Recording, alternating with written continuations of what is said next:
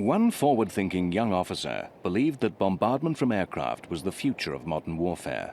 Major William Billy Mitchell traveled to Europe several months before the arrival of the American Expeditionary Force to observe the Allies' use of air power on the Western Front. Recognizing the value of fighting planes, he urged the commander of the U.S. forces, General Pershing, to incorporate air power. Though Pershing agreed there should be fighter and observation aircraft, he saw little use for bombers when there was an ample supply of artillery.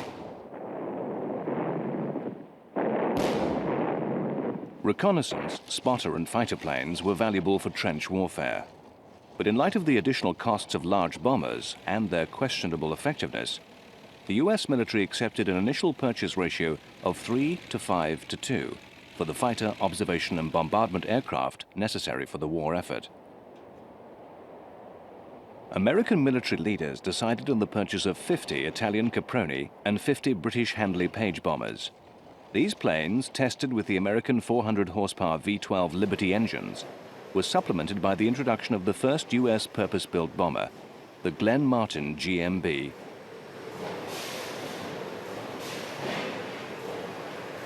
Though similar to the Handley Page in design, with folding biplane wings and pulling engines, the GMB was much more heavily armed.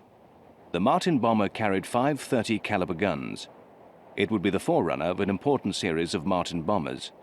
But the GMB came too late, and no American-designed bombers flew in World War I combat. In 4 years of battle, aeroplanes had evolved from frail curiosities to machines of war, speeding at 225 kilometers per hour and flying at altitudes of over 6,000 meters.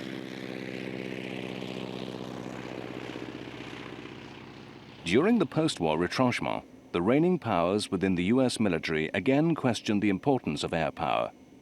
The war to end all wars was over, and no immediate conflict loomed on the horizon. Production of aircraft virtually stopped, and surplus aircraft was sold or dismantled.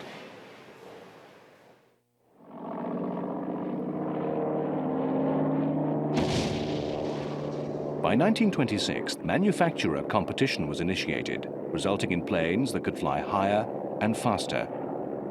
The Keystone series of bombers, the mainstay of the Army bombing force for nearly a decade, were scarcely more than advanced Goethas or Martin bombers.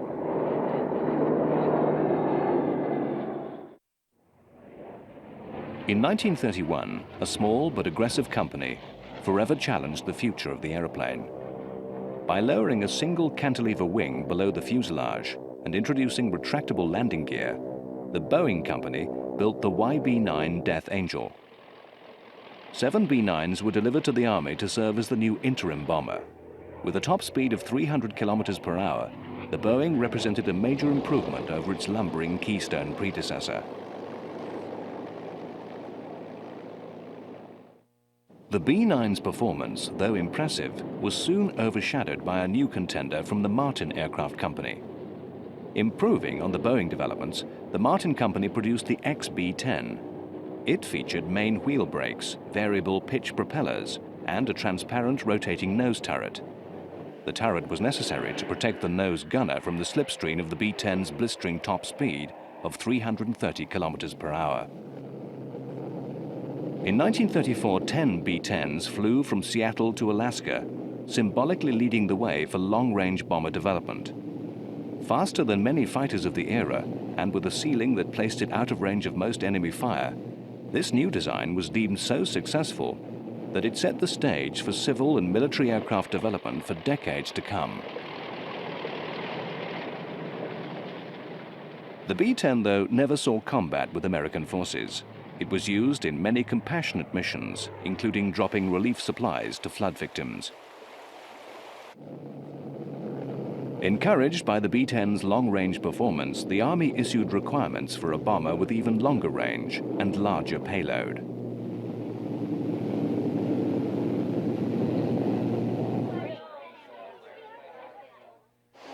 The Boeing Aircraft Company, recognized for its previous successes in development of the fast and efficient 247 transport, responded with a prototype long-range bomber. Betting all of the company's resources, they produced the Model 299.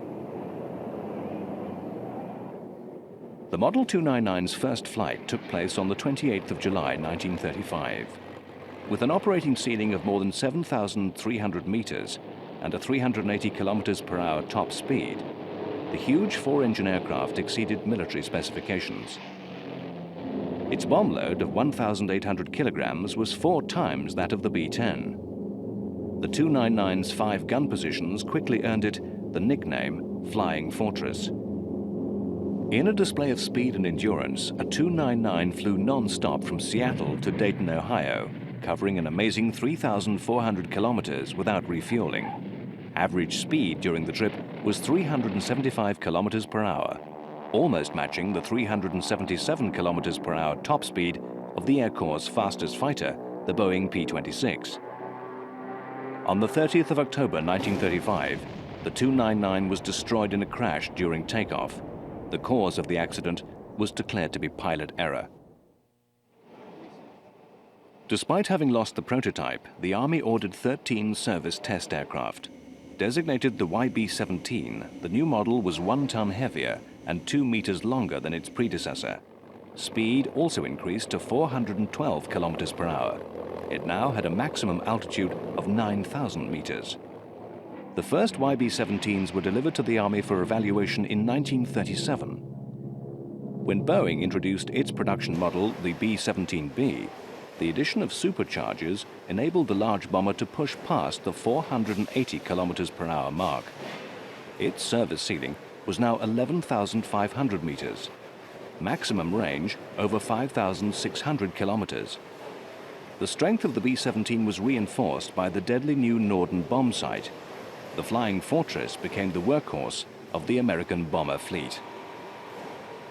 By the time the first B-17B was delivered in 1940, Europe was consumed by war.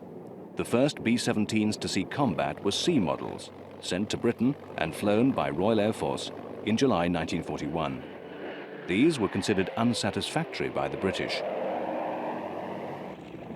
Bomber development gained a new urgency when, on the 7th of December 1941, a fleet of 360 dive bombers from Vice Admiral Nagumo Chuichi's Japanese carrier force descended upon the U.S. military port of Pearl Harbor.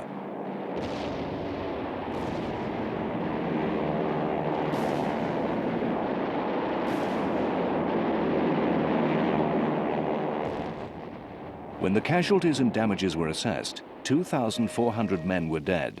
19 ships, including 5 battleships, and 120 aircraft were damaged or destroyed.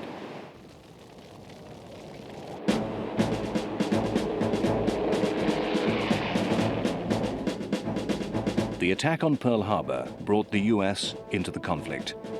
The B-17 formed the backbone of its still small bomber fleet.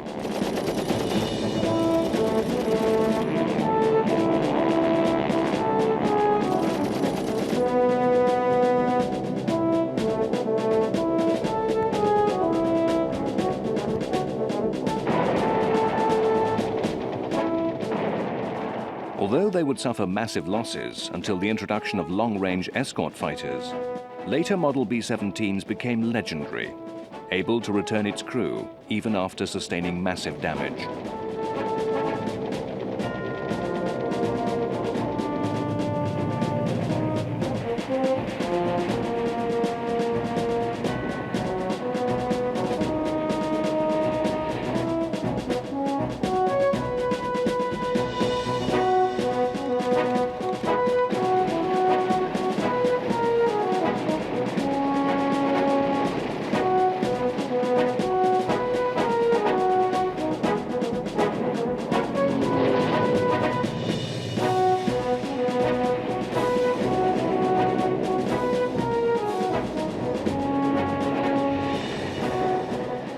Eventually, heavily armed with 13.5 caliber guns and a 2-ton bomb load, the Fortress became a formidable weapon in the skies of Germany. More than 12,500 B-17s were built and ultimately played a vital role in the destruction of Hitler's war machine. Another heavy bomber employed by the US in World War II was the consolidated B-24 Liberator. It was intended to be a more modern replacement for the 1930s-era B-17 design. First flown on the 29th of December 1941, the Liberator was slightly faster than the B-17 and carried more bombs over a longer range. It was more vulnerable to damage than the Fortress and had a higher accident rate. However, the Liberators would eventually serve in every theater of the war.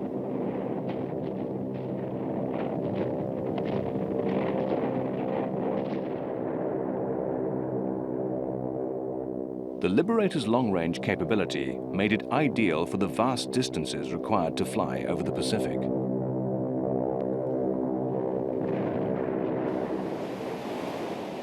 The B-24 became the first plane to effectively patrol a large area of the Atlantic Ocean, previously unreachable by air. Known as the Black Hole, this area had once provided Nazi submarines the ability to strike unchallenged at unescorted merchant ships.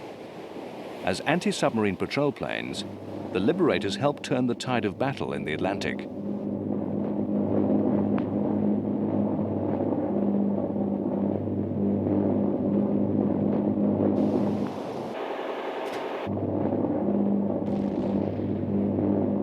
Though touted by its pilots as a superior aircraft and built in greater numbers than any other American plane, over 18,000 were produced during the war, the Liberator never captured the hearts of the public like the Fortress.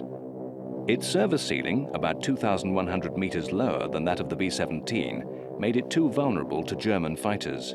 Also, its complex systems proved troublesome for many ground crews.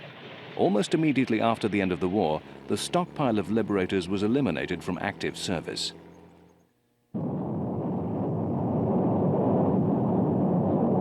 Though wartime bombers did their job in Europe, the military concluded that in order to secure worldwide dominance, America needed a hemisphere defense weapon. Surmising that it may not be possible to acquire air bases on European soil, the Air Corps wanted a bomber capable of striking anywhere in the world from bases in America. With a range of up to 6,760 kilometers, Boeing introduced the B-29 Superfortress in June of 1944.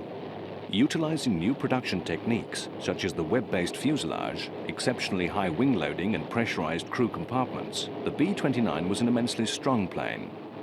The B-29's initial combat efforts were conducted like those of the B-17 in Europe, though these tactics did not work against Japan, where a combination of wind, weather, and scattered low-value targets made such bombing almost worthless.